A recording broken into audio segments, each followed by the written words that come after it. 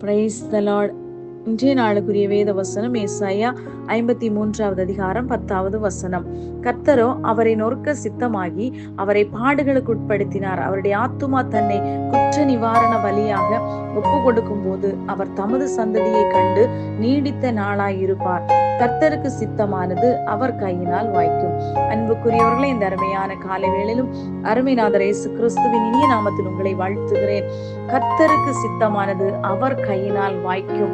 காரணம், அவர் நம்மை நடு வழியில் இல்லை என்றால் பாதி வழியில் விட்டு போகிற தெய்வம் அல்ல.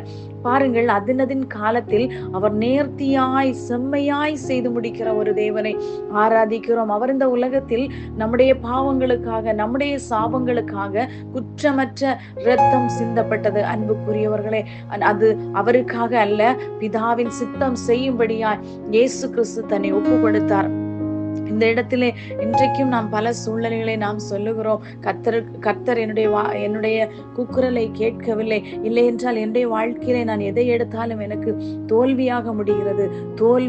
அந்த தோல்விக்கு பின்பதாக கர்த்தர் உங்களுக்காக ஒரு வெற்றியை வைத்திருக்கிறார். அன்புக்குரியவர்களே, பாருங்கள், இஸ்ரவேல் ஜனங்களை வழிநடத்தின போது ஆண்டவர் பாதி வழியில் விட்டு போகவில்லை.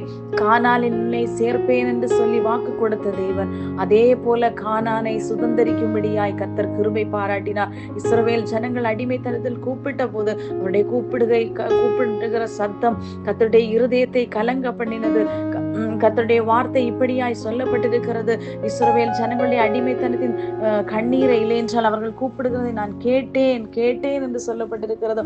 அவர் கேட்காமல் இருக்க அவர் காதில்லாத தெய்வம் அல்ல. அன்புக்குரியவர்களை, இல்லை என்றால் இன்றைக்கு ஒரு சிலைக்கு முன்பதாக போய் நின்றுவிட்டு மனிதன் பல மணி நேரங்கள் விழுந்து கிடக்கிறார். அதற்கு காதிருந்தும் கேட்காது, கண்ணிருந்தும் காணாது, அதன் தொண்டையால் சத்தமிடவும் மாட்டாது. அன்புக்குரியவர்களே, இன்றைக்கு நீங்களும் நானும் அவர் நமக்காய் உண்டு பண்ணி வைத்திருக்கிறதை ஒருவராலும் பறித்து கொள்ள முடியாது. இன்றைக்கு உங்களுடைய வாழ்க்கையிலும் கூட ஏதோ ஒரு விஷயத்துக்காக வேண்டி ஐயோ நடக்கவில்லை என்று அவருக்கு சித்தமான நேரத்தில் நீங்கள் அவருக்காக காத்திருக்கும் போது நமக்கு எவ்வளவு பெரிய ரட்சிப்பை தந்திருக்கிறார். இதை காட்டிலும் மேலானது ஒன்றுமில்லை. அன்புக்குரியவர்களே, இந்த உலகம் மாயிலே மயங்கி கிடக்கும் போது இன்றைக்கு நீங்களும் நானும் நாம் ஜீவிப்பது கர்த்தருடைய கிருபையை, நாம் நிற்பது கர்த்தருடைய கிருபையை.